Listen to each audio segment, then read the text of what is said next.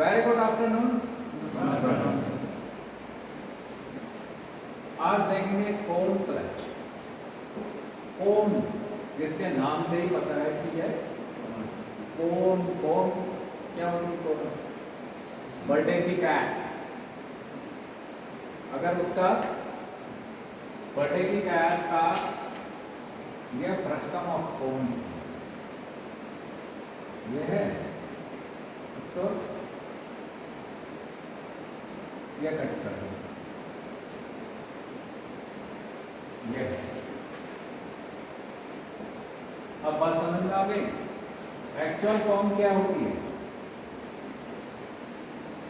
ये है। पर ये क्या है? फ्रस्टम ऑफ कोन, शंकुछिन्नक हिंदी में।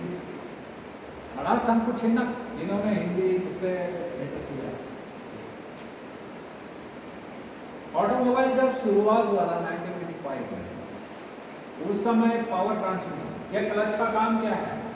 इंजन के टॉर्क को गियर बॉक्स के साथ जोड़ना और तोड़ना। जोड़ने की आवश्यकता है पहियों को घुमाने के लिए, और तोड़ने की आवश्यकता है गियर चेंज करने। समझ में आया? यह है क्लच की आवश्यकता। तो क्लच का मुख्य कार्य क्या हो गया? इंजन के द्वारा डेवलप टॉर्क को रोड व्हील तक पहुंचाने के लिए उसने पहले से ट्रांसमिशन तक कनेक्ट किया। बाकी रोड व्हील तक पहुंचाने का काम और बहुत सारे कंपोनेंट्स का है। जो टॉर्क हमें अलग अलग टॉर्क चाहिए, प्लेन सड़क पे चलने के लिए अलग टॉर्क चाहिए, कीचड़ में चलने के लिए अलग टॉर्क चाहिए, चढ़ाई में चढ़ने के लिए अलग टॉर्क चाहिए। तो उस टॉर्क के जो रिक्वायर्ड टॉर्क है that is developed by the transmission, और या उसको कहते हैं गियर बॉक्स। वो काम गियर बॉक्स का है। पर इंजन की पावर को गियर बॉक्स के साथ कनेक्ट एंड डिस्कनेक्ट करना, वो काम है क्लच का। ये शुरुआती क्लच है, सबसे पहले इसी का आविष्कार हुआ था। इसी के द्वारा ट्रांसमिशन के लिए मैंने तुम्हें सिंगल प्लेट पहले पढ़ा। सिंगल प्लेट ड्राई डिस्क, ये चित्र बना ही रहेगा जब तक क्लच रहेगा। ठीक है, अभी बहुत सारे क्लच आए। ये फ्लाई व्हील क्रैंकशाफ्ट के रियर एंड में लगा है, जो कि पावर स्ट्रोक की पावर को कंजर्व कर रहा है। Conservation of momentum of energy. यह एक जड़त्व के आघूर्ण को बनाए रख रहा है। यदि कोई पहिया अपने धुरे पर घूमने लगता है, जब तुम उसे बल लगा के एक चक्कर चलाते हो तो 2-3 चक्कर वो अपने आप ही चलने लगता है। वो कहलाता है मोमेंटम ऑफ एनर्जी। तो जब पावर स्ट्रोक हो रही है, वेरियस सिलेंडर है, मल्टी सिलेंडर इंजन है, तो वो पावर स्ट्रोक कैसे हो रही है? 1, 3, 4, 2 के हिसाब से हो रही है, या कोई दूसरे फायरिंग ऑर्डर के हिसाब से। ठीक है, तो वो सारे की सारा इंजन बढ़िया तरीके से चले, वो काम करता है फ्लाई व्हील। और फ्लाई व्हील के द्वारा ही पावर टेक ऑफ की जाती है, बाहर नहीं जाती है। यानी टॉर्क को दूसरे कामों के लिए, दूसरी शाफ्टों पर चलाने के लिए लिया जाता है। तो वो एक प्लेटफॉर्म भी प्रदान करता है फ्लाई व्हील। वो क्लच कंपोनेंट को फिट करने की जगह भी देता है। ठीक है, तो शुरुआती में जब ऑटोमोबाइल का विकास हो रहा था, उस समय के Karl Benz, Gottlieb Daimler, Wilhelm मेगर और हेनरी फोर्ड, इन सब लोगों ने उस समय एक इस तरह का क्लच डेवलप किया, जिसका नाम है कोन क्लच। इस कोन क्लच के सबसे पहले पूरा एक सिस्टम के बहुत सारे पार्ट्स हैं। ये पूरा क्या है? एक सिस्टम है। अब ये पावर ट्रांसमिशन के लिए इसमें बहुत सारे पार्ट्स हैं। क्या क्या है? फ्लाई व्हील के साथ लगी एक ये फीमेल कोन है। फ्री हैंड ड्राइंग है, एकदम एक्यूरेट नहीं बनेगी, मगर जब तुम कॉपी पे इसको बनाओगे तो वहां पर प्रॉपर ड्राइंग टूल्स का प्रयोग करना। ठीक है, ये तो मैं बोर्ड पे बता रहा हूँ, तो ये फ्री हैंड समझ में आ रही। हो सकता है इसमें नीचे कम ऊपर ज़्यादा दिखाई दे रहा हो, बट क्या है, ये पूरी एक सेंटर लाइन है, जितना हिस्सा ऊपर है उतना हिस्सा नीचे भी है।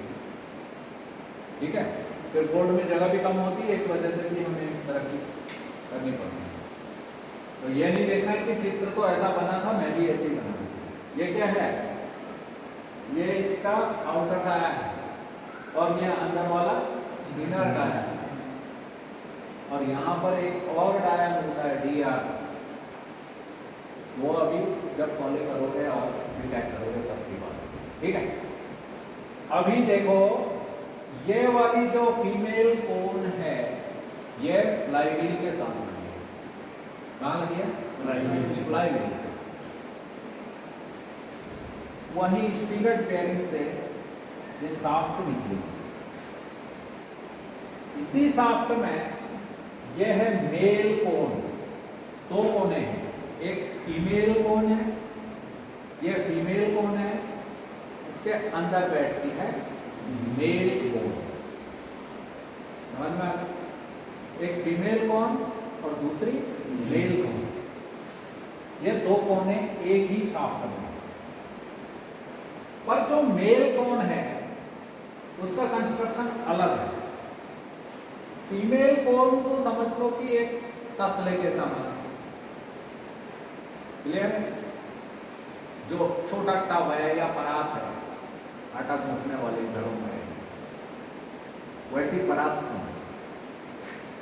पर ये जो मेल कोन है इसमें एक हाई टेंशन स्प्रिंग, पहले तो एक कोन है और उसके बाहर लगी हुई ये जो है ये फ्रिक्शन सरफेस है। जैसे कि इसमें क्लच प्लेट में फ्रिक्शन मटेरियल लगा हुआ है, ताकि मेटल टू मेटल कांटेक्ट होके या फ्रिक्शन वेल्डिंग ना हो जाए, तो इसलिए यहाँ पर बीच में ये नॉन मेटल की एक फ्रिक्शन प्लेट होती है जो घर्षण करती है और आपस में पकड़ लेती है दूसरी कोन। तो ये फ्रिक्शन मटेरियल इसमें कोन में लगा हुआ है, चिपकाया हुआ है। समझ में आ रही बात? कोन की पूरी परिधि में यह फ्रिक्शन मटेरियल बॉन्डेड है। इतनी बात समझ में आ रही? इसी के साथ ये एक हब है जो कि एक शाफ्ट में है। यह हाई टेंशन स्प्रिंग है। यही स्प्रिंग इस कोन को, मेल कोन को फीमेल कोन के साथ दबा के रखते हैं। जैसे कि ये दो चित्र बने, ये डिसएंगेज पोजीशन है जब मेल कोन बाहर आई थी, यानी क्लच पैडल दबाया हुआ ड्राइवर ने। जब ड्राइवर ने क्लच पैडल को दबाया तो ये रिलीज बेयरिंग में आकर इस हाई टेंशन स्प्रिंग को दबा दिया। हाई टेंशन स्प्रिंग दबी तो ये मेल कोन बाहर आ गया। सेम इसी तरह जैसे ये प्रेशर स्प्रिंग, ये हाई स्प्रिंग ये दबती है तो ये प्रेशर प्लेट ऊपर को उठती है। दिखाया था दबा के इसको, जैसे वो दबी, ये फिंगर से दबते हैं तो ये नीचे वाली मेटल प्लेट ऊपर को आ जाती है, और जैसे ही इस फिंगर्स के ऊपर से दबाव हटता है तो वो हाई टेंशन स्प्रिंग अपनी ताकत से प्रेशर प्लेट को क्लच प्लेट के साथ कांटेक्ट में ले आती है। ठीक उसी तरह से यहां पर यह हाई टेंशन स्प्रिंग फैल के इस मेल कोन को फीमेल कोन के अंदर दबा देती है, जिससे कि जो ये फ्रिक्शन मटेरियल है ये इस वाले सरफेस के कांटेक्ट में आ जाता है। और जब फ्लाईव्हील चल रहा है तो उसके साथ ये फीमेल कोन भी चल रही है और मेल कोन इसके अंदर चली गई, तो इस मेल कोन के लास्ट में, रियर एंड में ये स्प्लाइन हब है, जिसमें कि ये मैंने शाफ्ट फिट करके प्राइमरी शाफ्ट है, यहाँ ये स्प्लाइंड हब दिखा रहा था। हब है, हब बोल देते हैं इस तरह की संरचना को। ठीक है, यह रिलीज बेयरिंग का हब है, ऐसा ही हब यहाँ भी है जिसके ऊपर की रिलीज बेयरिंग चल रहा है। और जैसे ये बॉल है,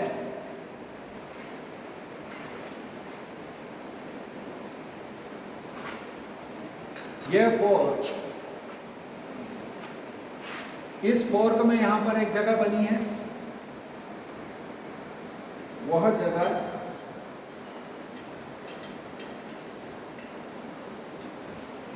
ये।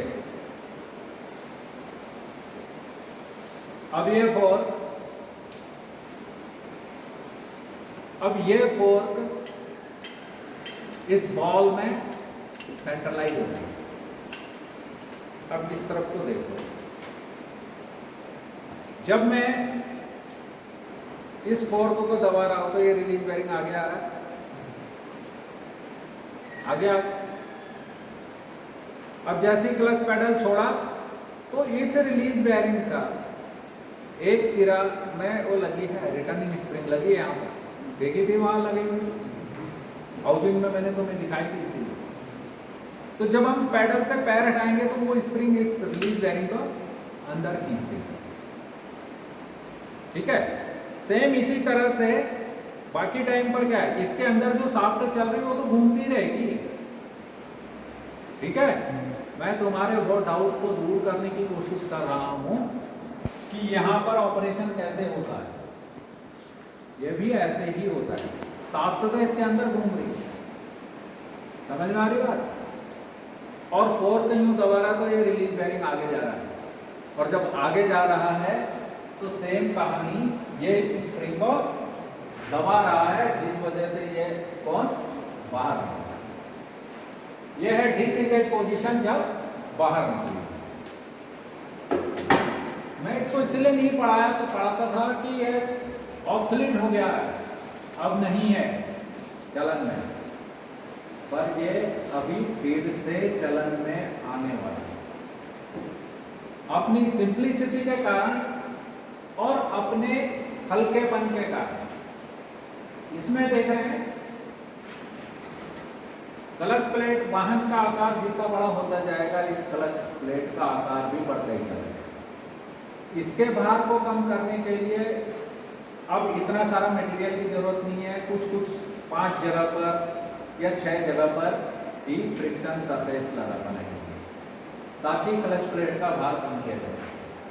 पर व्हाट अबाउट दिस, ये प्रेशर प्लेट अपने आप में इतनी भारी, कुल मिलाकर ये clutch plate, pressure plate, release bearing, fork, इन सब का वेट जब बढ़ जाता है तो वाहन का टोटल डेड वेट भी बढ़ जाता है। अब जब वाहन का वेट बढ़ जाएगा तो उसके टायरों की भी घिसाई ज़्यादा होगी, उसको स्वयं की बॉडी को खींचने के लिए ज़्यादा ट्रैक्टिव एफर्ट लगाना पड़ेगा, तो क्या होगा, पावर लॉस भी होगी और फ्यूल इकोनॉमी भी कम हो जाएगी, ज़्यादा फ्यूल खाने लगेगी। वाहन जितना हल्का होगा, उसका जितना डेड वेट होगा, इनर्शिया के कारण उसमें उतना, इसमें क्लच में जड़ भी नहीं होगा, इसमें झटके भी नहीं पड़ेंगे, जो ड्रैग है वो भी नहीं होगा, और बहुत सारी चीज़ें इसकी परफॉर्मेंस में वृद्धि हो जाएगी। समझ में आ रही है, फ्यूल इकोनॉमी में वृद्धि हो जाएगी। जब फ्यूल इकोनॉमी में वृद्धि हो रही है, इसका मतलब क्या है कि वायुमंडलीय प्रदूषण में कमी होगी। जितना फ्यूल जलेगा उतना ज़्यादा प्रदूषण होगा। और ये पावर ट्रांसमिशन या टॉर्क ट्रांसमिशन में किसी भी तरह की कोई कमी होगी तब भी तो फ्यूल जल ही रहा है, समझ में आ रही। तो ये अपनी सिंप्लिसिटी के कारण, तब ये क्यों ऑब्सोलीट हुए थे, इसको अभी आगे देखते हैं। 2 पोजीशन, जब इस हाई टेंशन स्प्रिंग में मेल कोन को फीमेल कोन के साथ बाइंड करके रखा, बंद करके रखा, चिपका के रखा है, तब ये शाफ्ट यानी क्रैंक शाफ्ट की पावर, क्रैंक शाफ्ट में मिली पावर गियर बॉक्स के साथ कनेक्ट हो रही है। ये प्राइमरी शाफ्ट है, ये एरो दिखा है, ये भी घूम रही है, यानी फ्लाईव्हील घूम रहा है तो गियर बॉक्स की प्राइमरी शाफ्ट भी घूम रही है, यानी पावर इंजन से गियर बॉक्स को ट्रांसमिट हो रही है।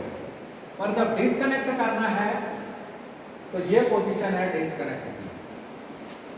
ड्राइवर ने क्लच पैडल को दबाया, क्लच पैडल ने से जो ये फोर्थ रिलीज बेयरिंग इनने ये हाई टेंशन स्प्रिंग को दबाने से ये कौन बाहर आ जाती है और ये इसकी डिसएंगेज पोजीशन, यानी इंजन की पावर फिर गियर बॉक्स के साथ नहीं जाती, क्योंकि अब खाली फीमेल डिस्क घूम रही है, फीमेल कौन घूम रही है, मेल कौन का इसके साथ कोई संपर्क नहीं। इसका एडवांटेज क्या है, इसके वैसे तो एक ही एडवांटेज है, जो नॉर्मल फोर्सेस यहां पर एक्ट कर रहे हैं मैटिंग सरफेस पे क्लच प्लेट के ऊपर, वह एक्सियल फोर्स के बराबर है। एक्सियल फोर्स क्या है, जो ये स्प्रिंग टेंशन ने इसको पीछे से प्रेशर प्लेट ने क्लच प्लेट को दबा के, वो है एक्सियल फोर्स या W। डिसएंगेज करने के लिए ड्राइवर अपने एफर्ट लगा, उस एफर्ट के द्वारा उस एफर्ट को कम करने के लिए क्या करा, लीवरेज प्राप्त किया। यह लीवरेज 5 से 6 के बीच में रखा। समझ में आ गई बात? अब लेकिन ऑन क्लच में क्या होता है, जो नॉर्मल फोर्सेस यहां पर कार्य कर रहे हैं वो ग्रेटर देन एक्सियल फोर्स, यानी इंगेजमेंट बहुत अच्छा रहता है, स्लिप की संभावना कम रहती है। परंतु इस वजह से फ्रिक्शन भी ज्यादा होता, फ्रिक्शन होगा तो घिसावट भी होगी, और इसमें जरा सा भी अगर इसमें घिसावट हो गई तो फिर इसके फेलियर की संभावना बढ़ जाती है। इसी कारण ये डिस्कनेक्ट ऑब्सोलेट हुए। इनके ऑब्सोलेट होने का कारण था कि यहाँ फ्रिक्शन सरफेस में कभी प्रॉब्लम आने की वजह से, क्योंकि सड़क की कंडीशन ऐसी होती है, कई बार गाड़ियाँ फंस जाती हैं तो ड्राइवर झटके से भी काम करता है, गियर शिफ्ट करते समय कभी क्लच को झटके से छोड़ देता है, तो उस कारण से वियर एंड टियर होता ही है। ये सिंगल में भी होता है, सिंगल प्लेट में भी होता है, और बोन क्लच में भी होता है, मल्टी प्लेट में। ठीक है, ये ड्राइवर जब थक जाता है तो उससे एक तो पूरी तरह से क्लच पैडल दबता नहीं, इसीलिए ये बार बार इतना इनोवेशन होता है कि स्वयं ऑटोमोबाइल को भी लॉन्ग लाइफ बनाने के लिए और किसी भी तरह की दुर्घटना की कोई संभावना ना हो, और अन्य पार्ट जो अन्य चीजें इससे टूटती हैं वो झटके के कारण, अचानक से क्लच पूरा नहीं दबा तो गियर शिफ्टिंग हार्ड होगी, गियर जबरदस्ती डालेंगे तो बहुत सारी चीजें उसके अंदर टूटती हैं। जैसे क्या क्या चीजें होती हैं, डेलिकेट चीजें, वो जब गियर बॉक्स खुलेगा तो वहाँ पर सब अच्छी तरह से समझ, इसलिए एक एक चैप्टर को बढ़िया तरीके से समझने की कोशिश करो। ठीक है, और इसका डिसएडवांटेज ये था कि एक तो ये घिसावट करने, थोड़ी सी भी घिसावट आ गई तो ट्रांसमिशन में थोड़ा प्रॉब्लम होगी। दूसरा यह है कि अगर इस कोण एंगल को छोटा कर दिया जाए, लगभग 20 डिग्री के आसपास लाया जाए, तो उसमें ये मेल कोण फीमेल कोण के साथ फंस जाता है, डिसएंगेज होने में दिक्कत होती है। जब तक डिसएंगेज नहीं होगा क्लच, तब तक गियर स्मूथली शिफ्ट नहीं होगा। समझ में आ गई? गियर स्मूथली शिफ्ट नहीं होगा मतलब गियर बॉक्स के अंदर खुद gear, synchroniser ring, dog clutch, bearings भी, जो ट्रांसमिशन में लगभग जितने प्रकार के बियरिंग होते हैं सारे बियरिंग यूज होते हैं, वो एक अकेले एक गियर बॉक्स के अंदर। Bush bearing, ball bearing, taper roller bearing, roller bearing, needle bearing, first bearing, सारे बियरिंग गियर बॉक्स में देखने को मिल जाएंगे, खुलेगा। ठीक है, सिंक्रोनाइजर रिंग, और बहुत सारे जो डेलिकेट होते हैं, ब्रास के, पीतल के कड़े टाइप के, वो सिंक्रोनाइजर है। जो चीज डेलिकेट होगी सबसे पहले वही टूटेगी, वही घिसेगी। समझ में आ गई? ये यदि क्लच, अगर क्लच सही ढंग से काम नहीं कर रहा है तो पुलिंग पावर तो वीक होगी, क्लच प्लेट स्वयं भी क्षतिग्रस्त होगी, वो टूटेगी या तिरछी घिसनी शुरू हो जाएगी। और शाफ्टों में जब भी चाल आएगी तो उससे ऑयल सील भी इफेक्टेड होगी। और जब ऑयल सील इफेक्टेड होगी मीन्स उस रास्ते से प्रेशराइज्ड लुब्रिकेंट बाहर निकलने लगेगा, चाहे वो इंजन ऑयल सील है पीछे वाली, चाहे वो गियर बॉक्स की ऑयल सील है। और जहां ऑयल क्लच सरफेस में आ गया तो फिर क्लच स्लिप होना शुरू कर। ठीक है, इसलिए हर चीज को ध्यानपूर्वक सोचो, समझ लो। पर अब क्या है, जैसे जैसे आगे बढ़ी टेक्नोलॉजी, अब फ्रिक्शन मटेरियल में भी फर्क आ गया। अब बढ़िया मटेरियल आ गया जो कि हल्का भी है और टिकाऊ भी है, लॉन्ग लाइफ है। मैं कह रहा हूँ मेरी गाड़ी को 1,60,000 किलोमीटर चल गई, मैंने अभी तक उसकी क्लच असेंबली खोल के देखी,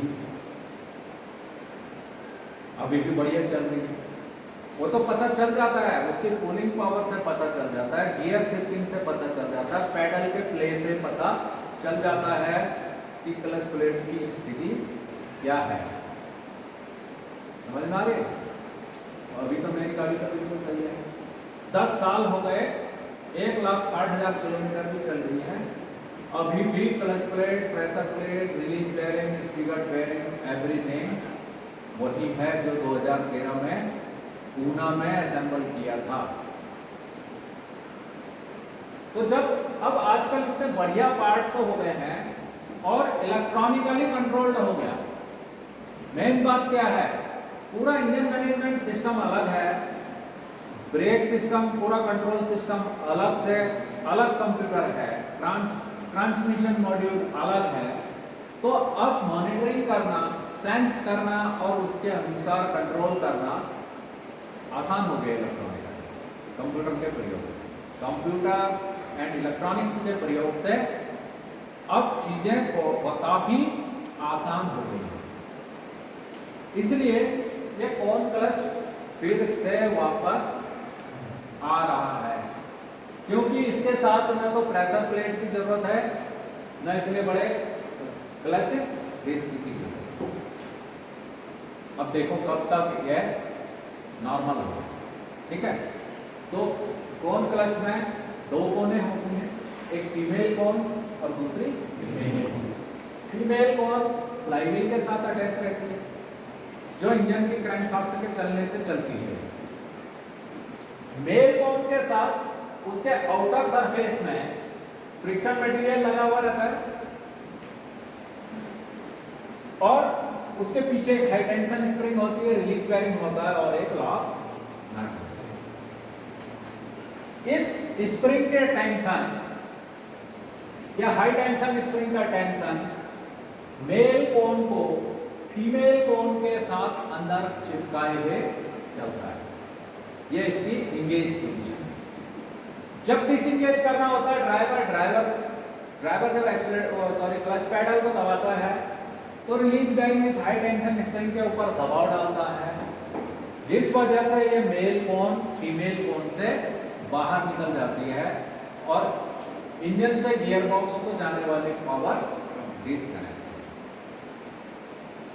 ठीक है, इसका एडवांटेज, इसमें जो नॉर्मल फोर्सेस हैं मैटिंग सरफेस पर, वह एक्सियल फोर्स से ज्यादा यानी ग्रेटर होते हैं। और इसका जो डिसएडवांटेज है वो यदि इस कोन के एंगल को छोटा कर दिया जाता है 20 डिग्री के आसपास, तो मेल कोन फीमेल कोन के अंदर फंस जाता है। अब यही एडवांटेजेस एंड डिसएडवांटेजेस का कंपैरेटिव स्टेटमेंट हो के अभी R&D फिर से चल रही है। R&D का मतलब रिसर्च एंड डेवलपमेंट, सारी चीजों की गणनाएं करना और अनुसंधान एवं विकास, तब जाकर नया पार्ट आएगा और वो पहले टेस्टिंग में देखा जाएगा उसको, उसके बाद ही वो फिर पब्लिक के लिए आम मार्केट में आएगा।